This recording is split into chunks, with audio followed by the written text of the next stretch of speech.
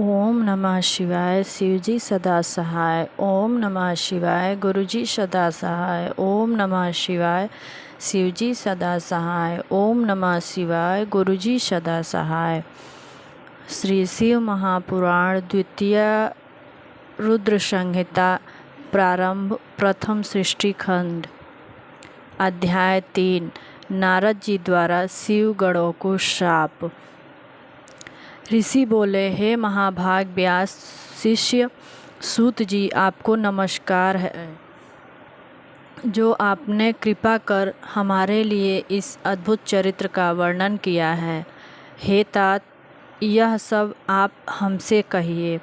श्री व्यास जी कहते हैं कि जब पौराणिकों में उत्तम सूत जी से ऋषियों ने इस प्रकार पूछा तो उनकी अनेक स्तुतियों को सुनकर शिव जी का स्मरण करते हुए सूत जी बोले कि जब नारद जी चले गए तो भगवान ने अपनी माया को प्रेरित कर नारद जी के जाने वाले मार्ग में 100 योजन विस्तार वाले एक सुंदर नगर की रचना कर दी, जो उनके विष्णु लोक से भी सुंदर और अनेक वस्तुओं से परिपूर्ण था और जिसमें ऐश्वर्य संपन्न शील निधि नाम का राजा अपनी पुत्री के स्वयंवर का महान उत्सव कर रहा था और जिसमें चारों ओर के राजा आए हुए थे तथा वे सभी कन्या के वरण में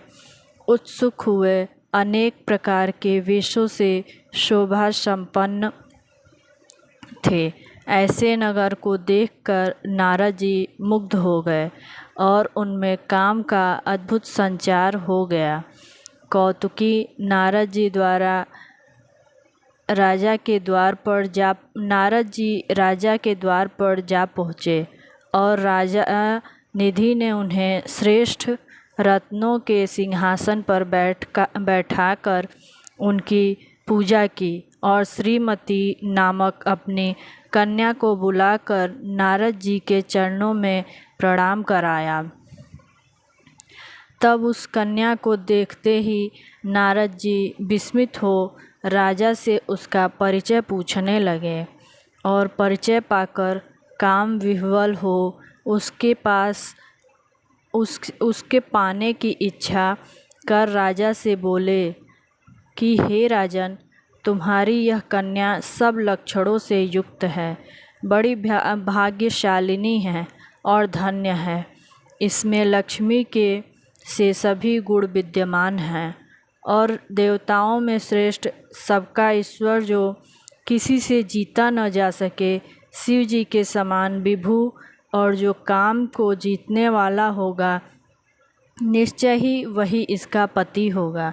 ऐसा कहकर नारद जी राजा को आज्ञा देकर शिव माया से मोहित स्वेच्छापूर्वक वहाँ से चल दिए और मन में विचारने लगे कि इसको स्वयंवर में किस प्रकार प्राप्त करूं तथा यह सब राजाओं को छोड़ अकेले मेरा ही वरण कैसे करेगी। स्त्रियों को प्रायः सुंदरता ही अत्यंत प्रिय होती है, जिसे देखकर स्त्रियां प्रसन्न हो निसंदेह उसके वश में आ जाती हैं। तब विष्णु जी बड़े सुंदर हैं।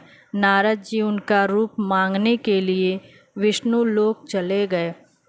वहाँ विष्णु जी को नमस्कार कर काम विह्वल नारद जी ने शील निधि राजा की विशाल नेत्रों वाली कन्या श्रीमती का परिचय देकर स्वयंवर में उनको वरण करने की इच्छा व्यक्त की और कहा कि यदि आप अपना रूप मुझे दे देवें तो अवश्य ही वह मुझको प्राप्त हो सकती है। आपके बिना वह मेरे कंठ में जयमाल नहीं डालेगी। हे नाथ, आप मुझे अपना रूप दीजिए क्योंकि मैं आपका प्रिय सेवक हूँ। सूत जी कहते हैं कि मुनि ने के इस वचन को सुनकर भगवान हंसे और शिव जी की प्रभुता को जानकर दया से यह वचन बोले कि हे मुने, आप जहाँ जाना चाहिए जाइए। जैसे वैद्य रोगी का हित करता है, वैसे ही मैं आपका प्रिय कार्य करूँगा, क्योंकि आप मेरे प्यारे हो। ऐसा कहकर भगवान विष्णु ने मुनि को बंदर का मुख दे दिया और इन पर कृपा करने के लिए अंतर्ध्यान हो गए। मुनि ने समझा कि हरि ने मुझ पर कृपा कर दी, वह कृतार्थ हो चले, परंतु उनके यत्न को नहीं पहचाना। फिर मुनि श्रेष्ठ नारद जी शीघ्र ही वहाँ गए जहाँ राजपुत्रों से घिरा हुआ स्वयंवर हो रहा था। फिर तो राजपुत्रों से व्याप्त और दिव्य वह स्वयंवर सभा, जो उस समय इंद्र की सभा के समान शोभायमान हो रही थी, उसमें जाकर नारद जी बैठ गए और विचारने लगे कि अब तो विष्णु रूपधारी कन्या मुझको निश्चय ही वरण करेगी। उन्होंने अपने मुख को कुरूप नहीं जाना। अन्य सब मनुष्यों ने भी मुनि के पूर्व रूप को ही देखा और अन्य सभी राजपुत्रों ने भी उस भेद को न जाना, परंतु वहाँ दो रुद्रगण जो ब्राह्मण के वेश में नारद जी की रक्षा के लिए आए थे, वे उस भेद को जानते थे।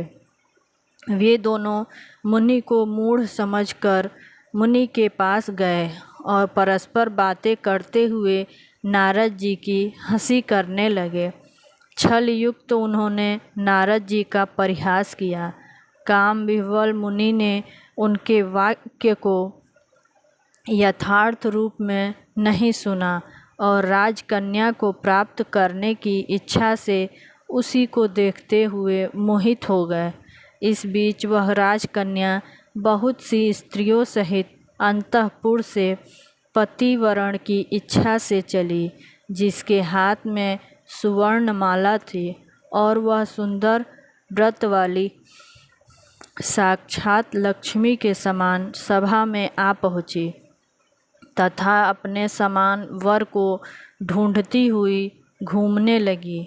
तब मुनि को, जिनका सब रूप तो विष्णु का सा था किंतु मुख बंदर का सा, देखकर वह मुनि पर अत्यंत कुपित हुई और वहाँ से दृष्टि हटाकर प्रसन्न मन से आगे चली। उसने सारी सभा को देखा पर किसी को अपने अनुरूप न पाकर माला नहीं पहनाई। इसी समय राजा जैसा स्वरूप धारण किए हुए श्री विष्णु वहाँ आए, जिन्हें राजकन्या के सिवा किसी ने नहीं देखा। भगवान को देखते ही कन्या का मुख कमल प्रसन्न हो उठा और वर चाहने वाली उसने भगवान के गले में माला पहना दी। राजा रूपधारी प्रभु विष्णु को लेकर शीघ्र ही अंतर्ध्यान हो अपने स्थान को चले गए। अन्य राजकुमार राजकन्या के न पाने से निराश हो गए तथा नारद जी काम से और भी विह्वल हो गए। तब उन दोनों रुद्रगणों ने काम विह्वल नारद जी से कहा कि आप तो व्यर्थ ही काम मोहित हो, उस कन्या की चाह करते हो। पहले अपना मुख तो देखिए, जो कि बंदर के समान वाला है।